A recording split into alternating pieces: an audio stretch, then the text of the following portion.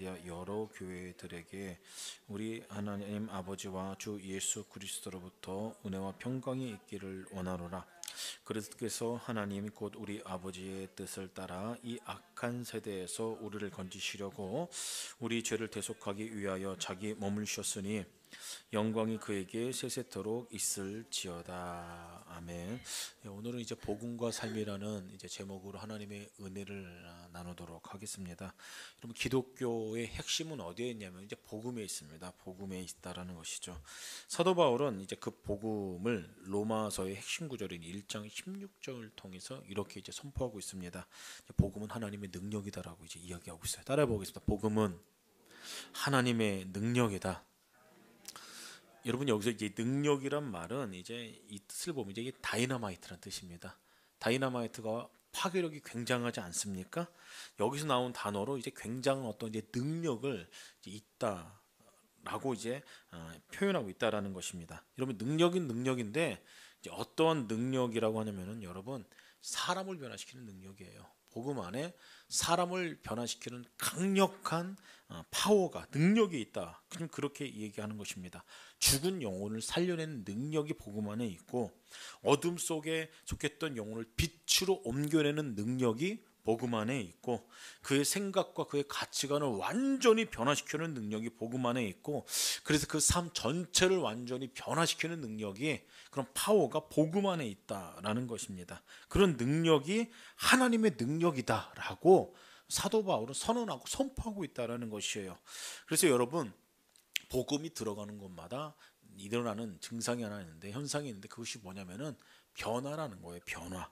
항상 변화가 있다라는 것입니다. 그래서 신앙을 다른 말로 표현하자면 저는 그렇게 표현하고 싶어요. 이제 변하다라고 이렇게 말씀드리고 싶습니다. 우리는 이 복음이 개인의 삶은 물론이고 가정과 단체와 지역과 사회 송두리째 변화시키는 그 능력이, 그 파워가 이제 복음 안에 있고, 저와 여러분들은 그것을 이제 직접적으로 감적적으로 이제 경험한다라는 것입니다. 예수 그리스도의 그분의 능력이, 그분의 복음이, 그 복음이 내 인생을 변화시켰습니다. 내 인생을 변화시켰고, 우리 가정을 변화시켰고, 지역을 변화시키고, 더 나아가 나라 전체를 변화시키는 일들이 우리는 그것을 보았다라는 것입니다. 여러분, 트랜스포메이션이라는 오래된 영상 제가 가끔 이야기하지 않습니까? 그 영상에 보면은 지역 전체가 복음으로 말미암아, 예수님의 복음으로 말미암아, 한 사람의 헌신으로 말미암아, 핏부름으로 말미암아 지역 전체가, 나라 전체가 어떤 이제 변화되는 어떤 그런 변혁이 일어난 것을 우리는 그 영상을 통해서 이제 간접적으로 알 수가 있고요. 또 성경을 통해서 알 수가 있죠. 한 평범했던 어부가 복음을 경험합니다. 복음을 접한 후에 민족을 구원하는 그런 사도로 변화됐다라는 것이에요. 죄 없는 한 사람을 돌로 치는데 앞장섰던, 예수 믿는 사람들을 잡는데 앞장섰던 청년이 있었어요. 그 청년이 복음을 경험합니다. 예수님을 만나기 시작해요. 그리고 그 이후에 유럽을 변화시키는 하나님의 놀라운 일꾼으로 변화됐다라는 것이에요. 이 놀라운 변화의 경험은 저와 여러분들도 포함되어 있다는 것을 여러분 늘 기억하셔야 된다는 것입니다. 복음에는 여러분 능력이 있어요. 복음에는 파워가 있습니다. 복음을 경험하는 자는 전부 다 이런 경험을 한다는 것입니다. 그리고 이 복음은 어디와 연결되어 있냐면은 우리 삶과 반드시 연결되어져 있다라는 것이죠. 윌리엄 제임스라는 종교 연구가가 있습니다. 그 사람이 이런 말을 했어요. 종교는 우리 삶의 습관이 아니면 열정으로 존재하기 마련이다라는 이야기를 했습니다.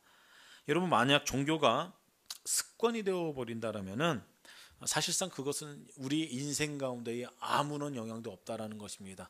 그냥 습관을 따라 예배 나오고 종교 생활한다라면은 여러분, 그러한 사람들은 삶 자체의 생각과 어떤 이제 우리 삶 가운데 능력이 없다라는 것이에요.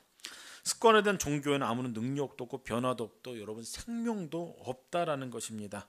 그리고 이것이 사실상 우리가 늘 점검해야 되는 문제고, 한국교회 문제고, 이 시대를 살아가는 현대인의 크리스찬들의 문제일 수도 있다라는 것입니다. 어떻게 보면 이제 교회 안에서 신앙적인 어떤 그런 인생과 우리 인생의 삶의 터전의 삶이 완전히 분리된 인생을 살아가고 있다라면 그것은 복음의 능력을 경험하지 못한 채 삶을 살아가고 있다라는 것입니다. 교회 안에서 신자입니다. 교회 밖에 나가면은 이제 그러지 못한 모습으로 우리가 살아가고 있다라면은 그것은 온전한 복음의 능력을 경험하지 못한 채 살아가고 있다라는 것입니다. 그런 상황 속에서 우리 성도들이 어떠한 인생을 살아가야 되는가, 그것을 갈라디아에서는 명확하게 이야기해 주고 있다는 것이죠. 이 세상을 살아가는 유형을 세 가지로 이제 설명할 수 있습니다. 첫 번째는 그냥 흘러가는 삶입니다. 흘러가는 삶, 그냥 하루하루를 그냥 버티는 삶입니다. 무가치하고 무의미하게 살아가는 삶이죠. 내가 이 땅에 왜 태어나는지, 어디서부터 왔고 어디로 가는지, 그리고 내 삶의 의미가 무엇인지 전혀 모릅니다. 그냥 하루하루를 그냥 흘려보내는 이제 인생이라는 것입니다. 두 번째는 이제 쫓기는 이제 삶을 살아갑니다. 대부분의 사람들이 이제 여기에 속해 있습니다. 근데 이런 사람들은 이제 굉장히 열심히 사는 게 특징입니다. 굉장히 바쁘게 살고 하루하루를 최선을 다해서 삽니다. 일에 쫓겨서 이제 뭐 뭔가의 노예가 되어서 늘 살아가는 인생이 이런 인생이라는 것이에요. 그래서 어떻게 보면 이제 하나님께서 명령하신 세상을 어떤 다스리시고 어떤 그런 인생을 살아가는 것이 아니라 능동적인 삶을 살아가는 것이 아니라 무언가 이제 노예가 됩니다. 돈의 노예가 되고 명예의 노예가 되고 일의 노예가 되고 성공의 노예가 되고 출세의 노예가 돼서 그것을 향해서 열심히 바지런히 살아가는 것이에요. 항상 바쁘게 최선을 다해서 하루하루를 살아갑니다. 뭐 나쁜 것 아닙니다. 그렇게 살아가는 것 좋은 것인데 현대인들의 모습 가운데 이 부분이 이제 대부분인데, 그러나 성경에서는 우리에게 한참 높은 어떤 삶의 모습을 요청하고 있다라는 사실을 하나님의 백성들은 그것을 절대로 놓쳐서는 안 된다라는 것이에요. 그것은 다름 아닌 부르심 받은 삶이라는 것입니다. 복음을 경험하고 예수님을 만나고 우리 인생을 송두리째 변화시켰죠. 그 하나님께서 우리 인생을 부르신 그 부르심의 삶에 대해서 우리들은 늘 기억해야 된다, 자각하고 있어야 된다는 것이에요. 이런 사람들의 삶의 목표는 굉장히 뚜렷합니다. 명확해요. 하나님의 부르신 소명 때문이죠. 내가 왜 살아야 하는지, 하나님께서 나를 이 땅에 왜 보내셨는지, 내가 하루하루를 어떻게 살아가야 되는지 그걸 명확하게 아는 사람입니다. 지금 내 목숨을 걷어가 될 텐데 나를 왜 이 땅에 남겨놓으셨나, 이게 명확해요.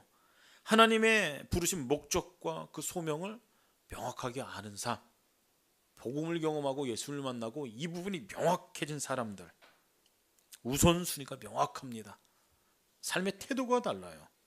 분명하게 무엇을 먼저 해야 될지 구분해낼 줄 아는 사람, 이게 세 번째 삶의 유형이라는 것이에요. 어떤 삶이 변화를 가져올 수 있는가? 바로 부르심을 받은 그런 삶을 살아가는 사람이 변화된 삶이요, 그 사람이 가정을 변화시키고 세상을 변화시키고 내 있는 주변의 모든 것들을 변화시킬 만한 통로가 되어진다는 사실을 우리는 늘 기억해야 된다는 것입니다. 본문 1절을 보면요, 여러분 두 가지 종류의 삶에 대해서 사도 바울은 이야기하고 있습니다. 성경 그렇게 기록하고 있어요. 첫 번째 삶의 유형은 사람으로 말미암은 자였습니다. 사람으로 말미암은 자. 그리고 하나는 하나님께로 난 자. 그렇게 설명하고 있어요. 그런데 여러분, 사도 바울은 이 두 가지의 삶을 다 경험한 사람입니다. 이 두 가지의 삶을 다 살아냈던 사람이라는 것이에요. 이 두 가지의 삶이 아주 명확하게 그 삶을 제대로 살았던 사람이라는 겁니다. 한때는 사람들로 말미암은 어떤 그것을 위해서 정말로 최선을 다해서 살아왔던 사람이 사도 바울입니다. 여러분, 사도 바울은 바리새인이었어요.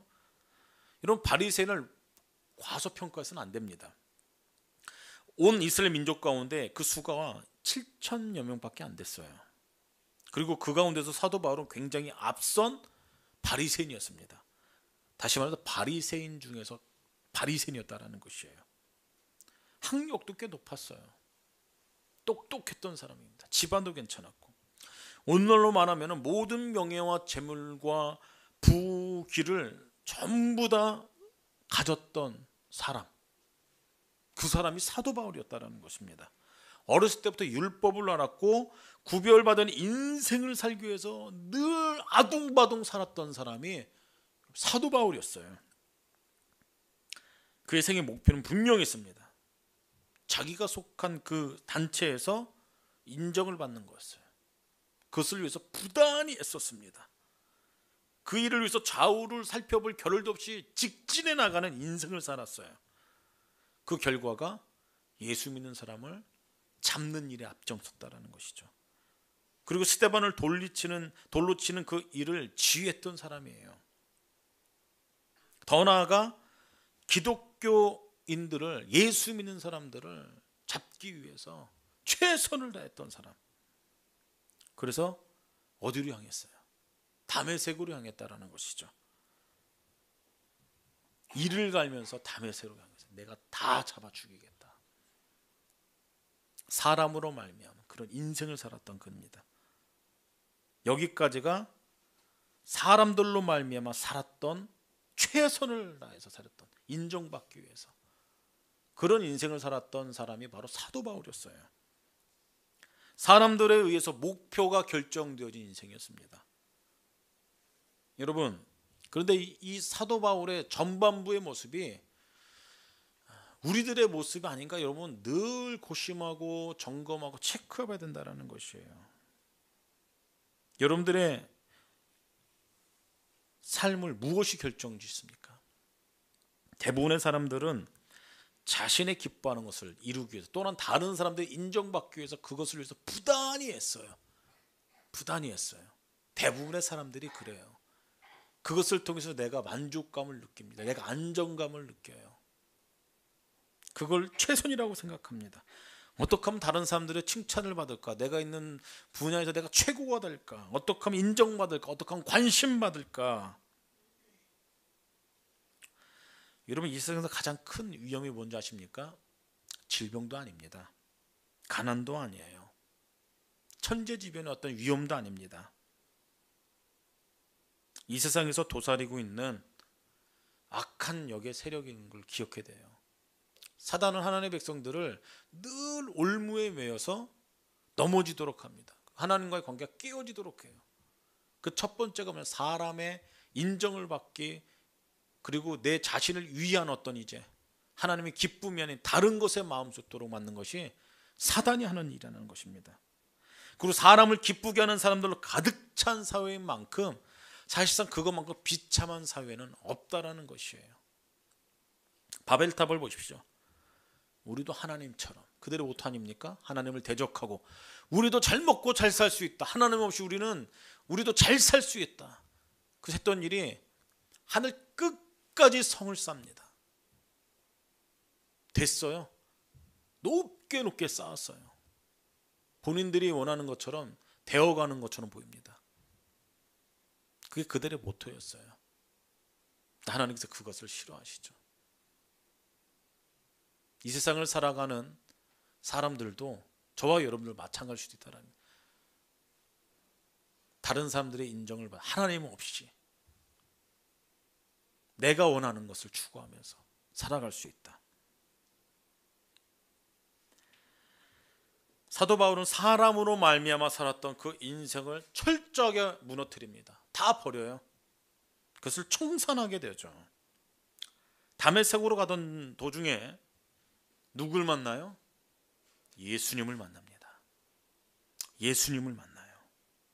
뜻밖의 예수님께서 그를 찾아가십니다. 완전히 고꾸라지죠.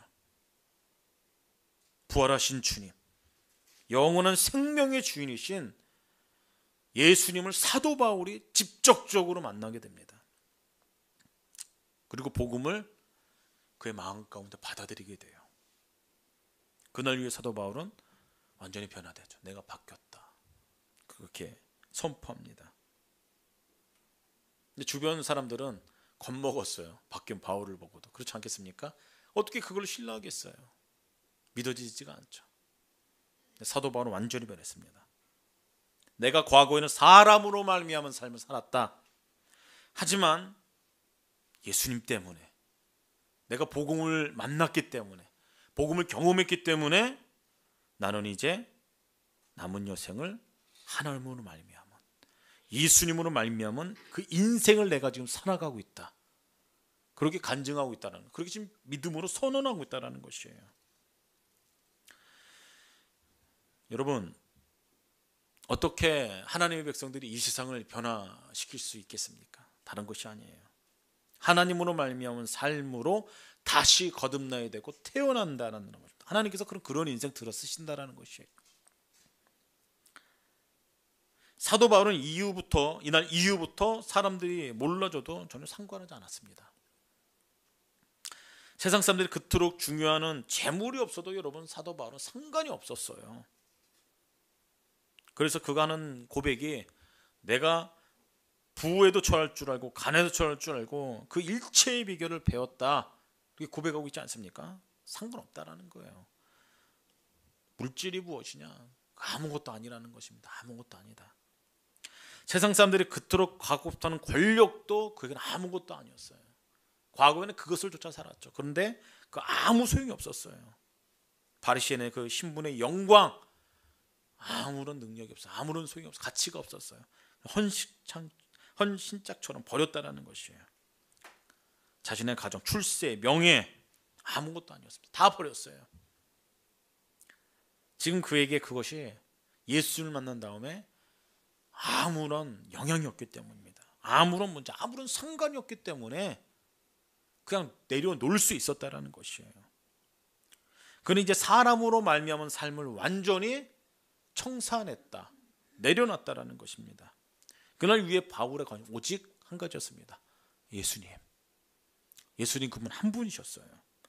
그래서 그 예수님을 통해서 구원받은 이를 계획하신, 온 땅을 창조하신 하나님, 우리의 영혼의 운명을 그분의 손에 움켜쥐고 계신 그 하나님, 그 하나님께서 나를 통해서 무엇을 이루시기를 원하는가?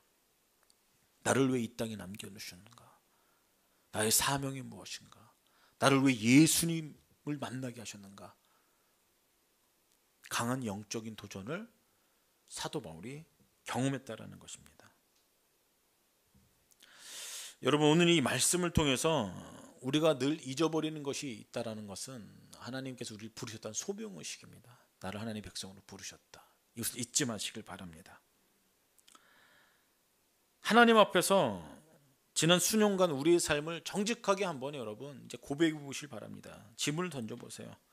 과연 나는 하나님의 사람으로 살았는가? 사람이 기뻐하는 인생으로 살았는가? 하나님으로 어떤 소명을 받고 어떤 생각으로 우리를 살아갔는가? 늘 생각해 봐야 됩니다. 하나님께서는 지금도 여러분 당신의 종들을 찾고 계세요. 당신의 백성들을 그렇게 부르시고 계십니다. 사도 바울 한 사람을 통해서 전 유럽을 변화시켰듯이 하나님은 지금도 이 지역을 변화시킬, 이 나라를 변화시킬 한 사람의 하나님의 백성을 찾고 계신다는 사실을 기억하시길 바랍니다. 여러분, 그 하나님의 부르심 앞에 예 주님 제가 여기 있습니다 라고 고백한다면 하나님 그 사람 쓰십니다. 하나님 그 사람을 통해서, 그 사람을 통로로 그 사람을 변화시키고, 그 사람이 속해 있는 가정을 변화시키고, 교회를 변화시키고, 지역을 변화시킨다는 것이에요. 그 능력이 복음 안에 있음을 믿으시길 바랍니다. 이사야 선지자가 있죠. 하루 국가적인 위기를 보았어요. 너무나 가슴이 아파 나를 위하여 성전으로 기도하러 가는데 거기서 하나님을 만납니다. 하나님을 만나요. 하나님을 만나니까 나타나는 현상이 하나 있습니다. 자기 자신을 보게 됩니다. 자기 자신의 모습을 철저하게 민낯을 보게 되죠. 그래서 하는 고백이, 야, 화로다. 난 입술이 부정한 자로다. 내가 하나님을 배웠다. 나는 망할 사람이다. 난 죄인이다. 이게 이사야의 고백입니다. 나라를 위해서 기도하는데, 하나님을 만나는데, 하나님 이 나라를 회복시켜 주십시오. 그렇게 하는 거죠. 나는 망하게 되었도다. 화로다. 그때 하나님께서 그의 죄를 사하면서 하늘에서 이런 탄식의 음성을 눌러줍니다. 내가 누구를 보내며 누가 나를 위해 갈고, 내가 보낼 사람이 없구나. 그렇게 고백해요. 그런 음성이 들립니다. 그때 그 음성을 듣고 이사야의 고백이 이렇습니다. 주님, 내가 여기 있습니다. 나를 보내 주시옵소서. 철저하게 하나님의 임재를 경험할 때 자기 자신이 어떠한 존재인지 깨닫는 거야. 나는 죄인이다. 나는 부족하다. 연약하다. 하나님께서 그 사람을 다시 한번 세워주고 부르시고 도전하죠. 그때 이사야 고백에 제가 여기 있습니다. 나를 보내시옵소서. 나를 보내시옵소서. 동일합니다. 하나님도 우리를 부르세요. 그리고 우리가 연약함을 깨닫습니다. 그리고 우리를 부르십니다. 내가 필요하다. 하나님으로 말미암아 한 사람이 필요하다. 너의 가정 가운데 필요하고, 교회 가운데 필요하고, 이 지역사 가운데, 사회 가운데 필요하다. 그렇게 하나님께서 찾는다라는 것입니다. 그때 우리는 이렇게 고백이 돼요. 주님, 제가 여기 있습니다. 제가 여기 있습니다. 내가 이제 사람으로 말미암은 삶을 완벽하게 청산하겠습니다. 그리고 하나님으로 말미암은 인생을 내가 살아가겠습니다. 사람이 기뻐하는 그 삶 자체를 쫓는 것을 제가 포기하겠습니다. 내가 하나님을 위해서 살아가겠습니다. 저를 당신의 도구로 삼아 주시옵소서. 나를 보내시옵소서. 여러분, 이사야의 고백이 저와 여러분들의 고백이 되기를 주님의 이름으로 소망합니다. 사도 바울은 하나님으로부터 났다라고 그렇게 선포하고 간증하고 있지 않습니까? 그렇다면 여러분, 하나님께로 난 자가 도대체 어떠한 사람인가? 성경에서는 2절과 3절에서 그렇게 이야기하고 있습니다. 함께는 모든 형제로 더불어 갈라디아 여러 교회들에게 우리 하나님 아버지와 주 예수 그리스도 은혜와 평강이 있기를 원하노라. 여러분, 하나님을 경험합니다. 근데 이제 처음에 하나님을 경험했던 사람들의 특징이 있습니다. 놓치는 부분이 있어요. 그게 뭐냐면은 산으로 간다라는 거예요. 세상 등지고 산으로 간다라는 겁니다. 갑자기 신앙이 좋아지면은 이제 다 포기하고 버리고 산으로 들어가시는 분들이 계세요. 옛날에 중세 시대 때는 이제 수도원에 들어간 분들이 굉장히 많았어요. 혼자 어떤 뜨거워짐으로 독단적으로 나타나는 형상인데 독단적으로 되고 이제 다른 사람들을 경계하는 어떤 그런 자리로 들어가게 되죠.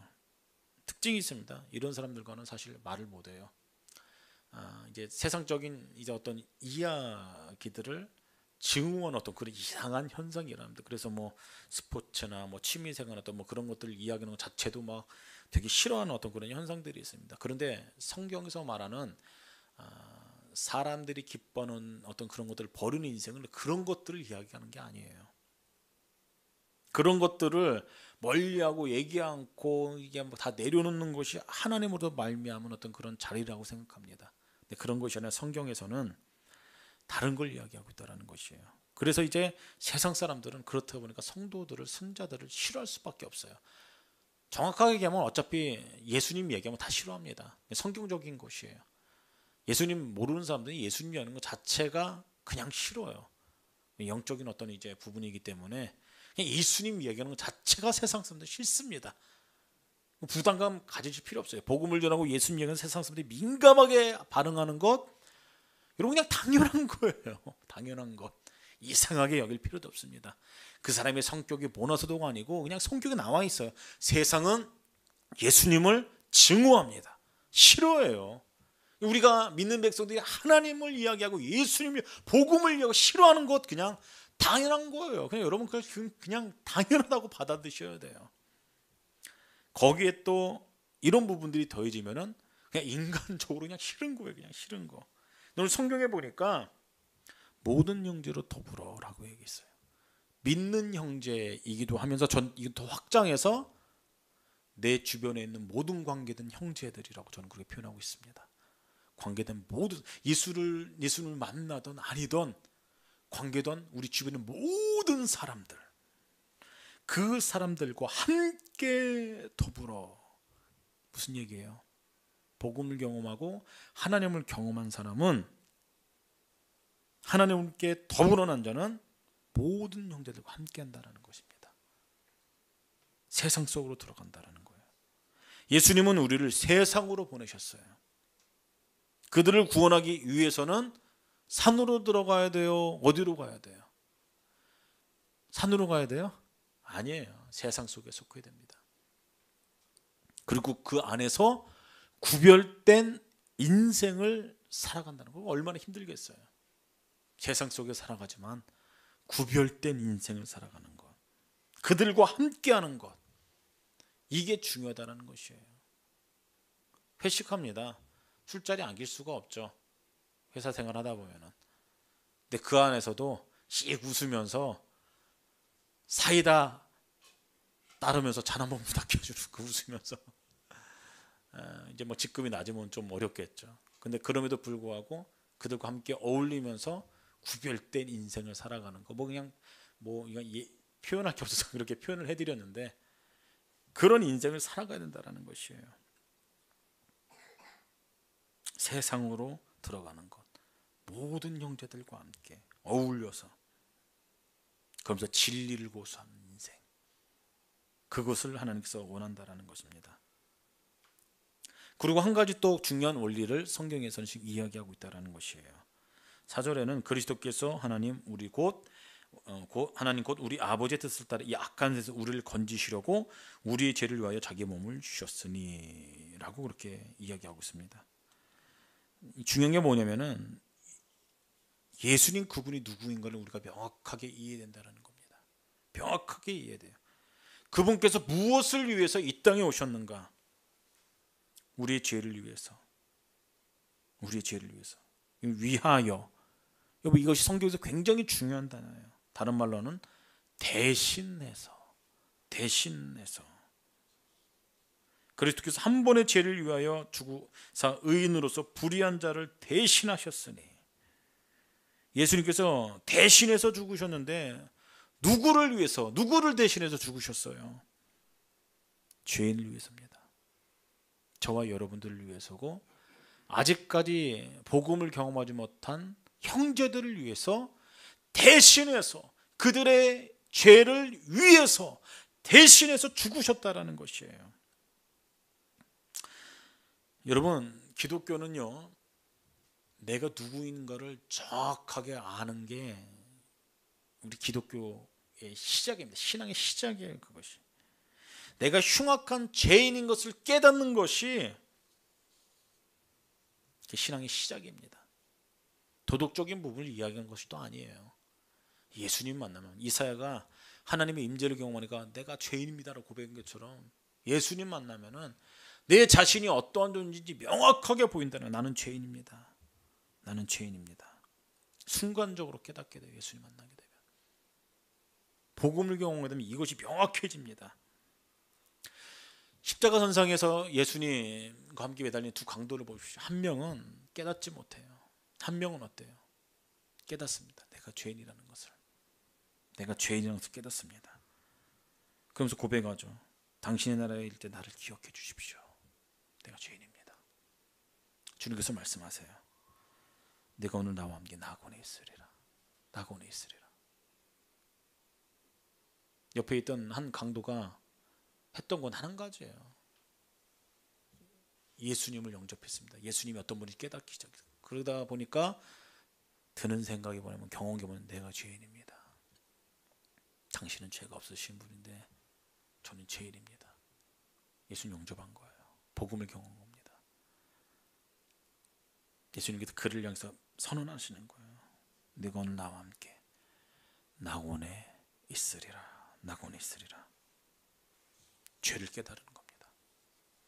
그 죄 때문에 예수님이 오셨다는 것을 아는 것이죠. 우리도 마찬가지입니다.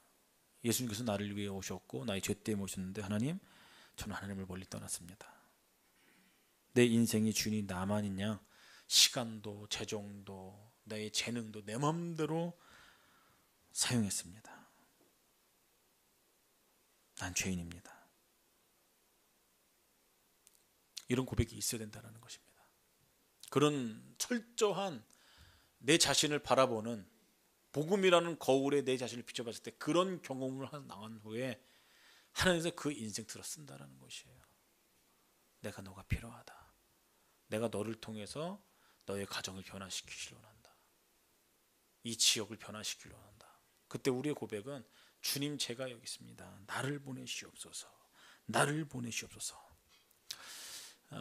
혹시나 이렇게 아우성 치진 않는지요.